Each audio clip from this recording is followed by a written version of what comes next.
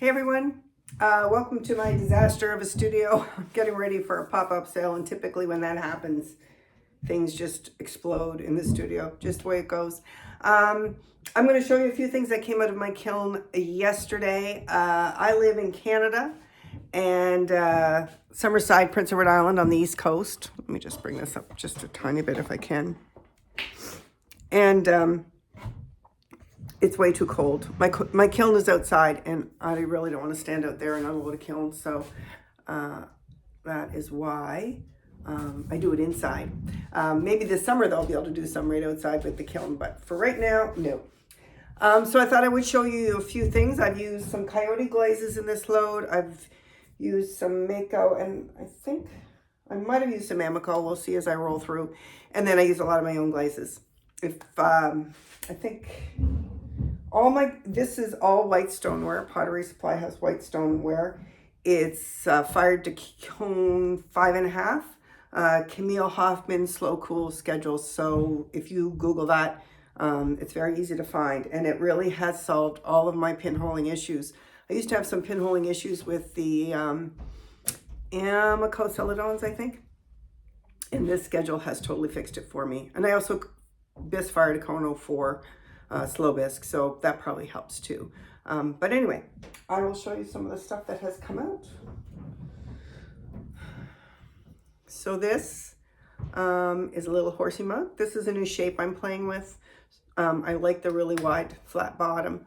And this is my Studio Matte Turquoise, my Studio Blue, which would be very similar to Cobalt.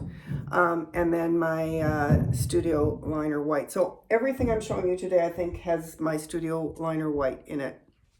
And typically, I will use white to line my pieces because it's quicker, it's less expensive, and I like white inside a mug so you can see, or inside of pieces so that you can see how much liquid is in it, right?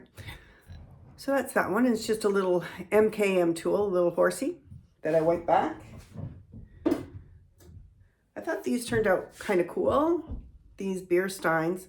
So this is my Studio Tamuku Gold, my Studio Black, Liner White, and then this is painted on with a couple of coats at the top of a cover coat or a top coat glaze from John Britt's book, Exploring Mid-Range Glazes, and it's called Jen's Juicy. And on most pieces, it comes out kind of turquoisey. But amazingly, when you put it on black, and I'm sure that probably would work on obsidian, I'm guessing, because I know a lot of you use obsidian, it comes out this really cool copper color. So that's really fun. So I have a couple of those, and they came out quite nice. And then I make these mugs called PEI Girl. So a Studio White, Studio Blue, and this is Coyote Archie's base on the lip. And look at the breakage on that. I think I might even get braver and put a little more on next time, but this really does remind me of waves breaking. I'm really happy with that. I'm going to play with that some more. Once again, the Tamuku Gold.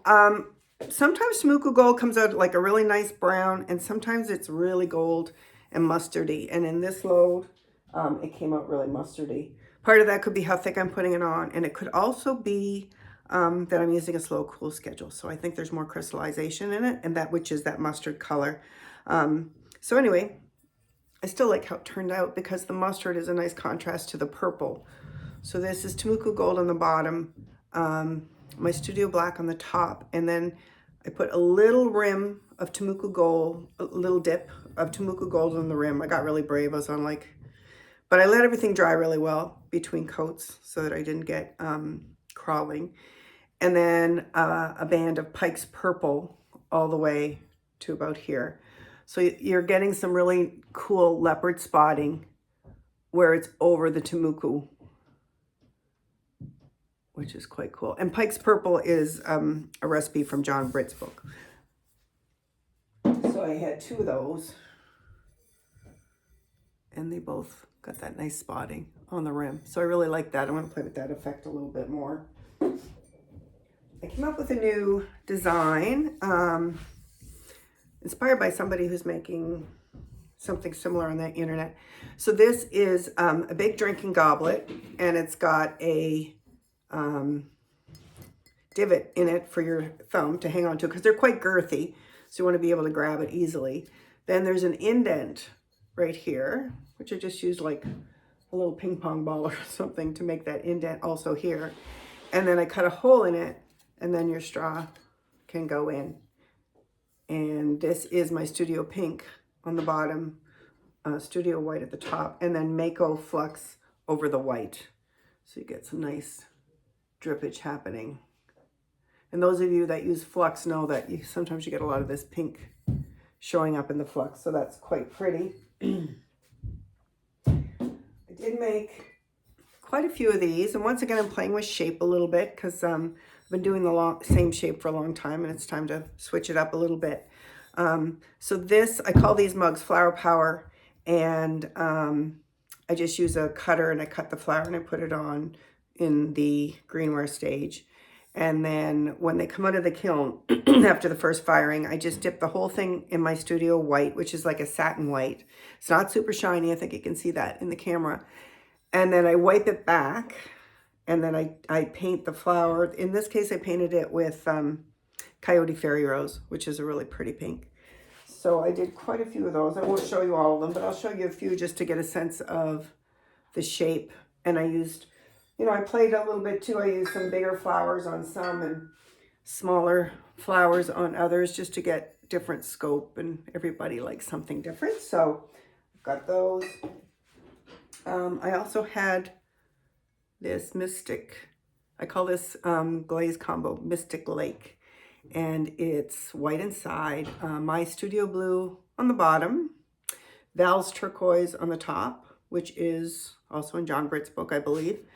And then I do a band sort of this far down, overlapping the turquoise and the blue to about here, and that is mayco Olive Float. And then I put a band of flux where they're just where the mayco Olive Flux and the turquoise meet. I put a band of flux around there, and you get this really nice lava flow happening and lots of variations in the glaze. So it's quite pretty. And I'll do the same combo with a dark nutmeg on the bottom as well. The other glaze combo I made that is quite popular is a glaze combo I call Blue Grotto. I've seen lots of variations of this on all sorts of sites. And really, you can just make it according to whatever glazes you have available. So I looked at all my kind of blue glazes and thought, well, what are the colors I really like? And I did this. So this would be mayco Winterwood on the bottom to about here. And I've also seen it with, sand, something like that. I can't remember the name, but I don't use it, but it's just a little darker. So really, either or. And then in this case, I did a band of Celadon Sky, Amaco Celadon Sky, then a band of mayco Norse Blue, then a band of Coyote Mediterranean Blue, I think, and then a little band of Coyote Philosopher's Stone at the top. And I just put them on randomly. It's not like a band. It's like a, I did sort of uneven bands. And then I just do really uneven splodges of mayco flux all over it. And you get really, really interesting drippage. And this is a really, really popular glaze combo for me. I've been thinking of trying them maybe in greens with like maybe Celadon Bloom and some green tea or something like that, but I haven't gotten around to it yet. So as I said, like really, you don't have to go out and buy those 4 glazes. You can see what you have in your studio and just do it with what you've got. This is a mug design I really like to make. It's got 4 divots. I don't know if you can see that. All the way around. So it's a nice design for grabbing with your hand. Once your mug cools down a little bit, it's a nice way to grab and go. So there's that. I also made the Blue Grotto in wine cups, and I just throw these in one piece. And I just make sure that I make it so that you can still get in there and clean it. But I like it. I think it's a nice shape, and it's a nice, easy to hold. And I do just refine it a little bit when I trim, because sometimes this angle here is a little bit muted, and I just trim it a little bit to define it a little more. So there's that. Also in the Blue Grotto, I've been selling, well, I sell as many as I make. It's just whether I make enough of them. This is an olive oil pourer, and I just get the olive oil spouts from Amazon. And just throw this in one piece, add the handle, and do the glaze treatment. And this is the Blue Grotto glaze treatment. So exact same as the mugs. And I'll show you the other olive oil pourers I made, just so you can see them. This one is just mayco winterwood with flux, mayco flux on the top. So really, really simple. Very popular color combo right now. And then this one turned out, I was just playing with this one. So I did a dip to about here in Pike's Purple, well, mayco winterwood all over, and then a dip to about here in Pike's Purple, and then mayco flux to about the shoulder. And that turned out really pretty. I wasn't sure if I would lose all the purple, and I didn't, because sometimes purple will become blue if you do things to it, but it's actually a nice combo of blue and purple. I don't know if you can see that in the camera, but it turned out quite nice. And then I've just made a couple of little plates in, I call this combo Icy Blue. So it's just Norse Blue on one side, Studio White on the other side, and then blue hydrangea over it all. And then when I use this same combo on mugs, and when I do, then I'll put flux on the rim. So that turned out great. This one did not turn out great. I like the design a lot. It's just a little butterfly in a divot. Nice mug, nice feel, nice style.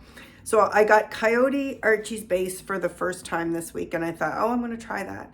And I saw some posts on the Coyote Facebook page where someone had used Archie's base only, and they really liked it, and it looked really pretty. But it doesn't look pretty on this. It just kind of turned out meh. So I don't know if I didn't use enough, or if perhaps some glazes work a lot better on different clays. And this is a white stoneware, so maybe a darker clay or porcelain or something. Anyway, I'm going to try to put, I don't know what I'm going to do, because it's a very drippy glaze. So if I put something on top of it, I'm probably going to get a lot of drippage. But I do have advancer shelves, so I might get brave and put something on the top third or something and see if I can get something interesting happening to brighten this up, because I do like the design a lot, but the glaze did not do it for me. So lesson learned. Won't be doing that again. This is a very popular glaze combo for me. This is winterwood on the bottom, or actually, I'm sorry, winterwood all over. In all those cases, it's winterwood all over. And then blotches of Coyote Fairy Rose. It's a very strong glaze, so I used to just put a band, but I found it was too much. So now I just put splodges of Fairy Rose and then flux over that. So I really like that. I'll show you. Here's another one with the 4 divots around the thing with the pink. So it's exact same glaze combo. Here's another one. And here are a couple of wine cups in that. I did get one little drip, but I can fix that, no problem. The nice thing about advancer kiln shelves, if you don't have them, is when you get a drip like this, and it's just a tiny little drip. Previously in my old shelves, I'd probably end up pulling off a piece of the clay here, but it just comes right off, and then you just grind that down. So I've saved a lot of pieces that I would have thrown out or had to heavily discount before. This is my Studio Pink and my Studio White at the top, and then mayco flux over it. And the Studio Pink is a pink glaze recipe I got from glazy.org. So, And I think it's one of their top ones, so you shouldn't have any problem finding it. And then, once again, pink and white with flux. Pink and white with flux. And then this one. This one is, I'm trying to remember, it's alabaster on the bottom. It's my studio blue on the top. Then it's a coat of olive float over that. And then it's splodges of flux, kind of like I did with the blue grotto. And this is a Refire because I didn't have enough glaze in the handle right here. So I had to Refire it. So I got more drippage than I normally would. But that turned out quite nice. I'm happy with that. So I think that's it. I'm getting ready for a pop-up at the beginning of April. So I'd been making bisque. I haven't fired anything in a long time. So now it's in glaze mode for the next couple of weeks. So I'll have a couple more kiln unloads. I'll share with you if you're interested. And hope everyone's well. Take care. And I'll see you soon.